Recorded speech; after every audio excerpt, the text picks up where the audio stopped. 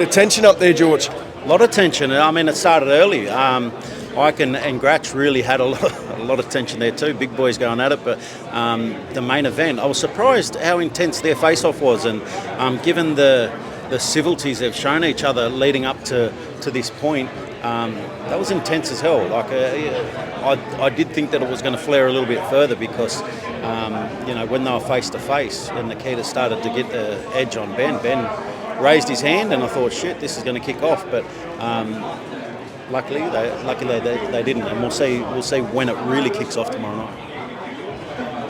Good to see finally some heat, some tension in this one. They've been too friendly so far. Yeah, well, look, I mean, when you're hungry and you're cutting weight, you just can't hide your true feelings, and I think both of these guys know what's truly on the other side of it. They're both young fathers now, so they keep talking about how they're doing this for their families. They know what's at risk if they're to lose this fight, and the momentum that they will have if they do win this fight. So there's a lot of upside for the winner. There's been a lot of talk this week about Nikita being a man of few words, but kind of shooting the back of the media. But do they not have an obligation to sell the fight themselves as well, to obviously support their promoter?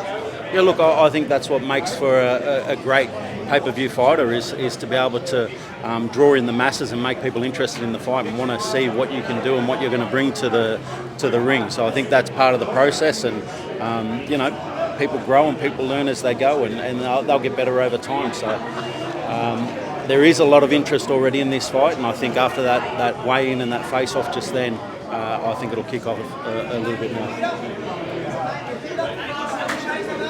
Just the card in general, obviously Callum Peters as well, another star of the future, and what do you see with that fight and him making that next step? Great fight, really tough opponent for him. Blake Wells, world ranked.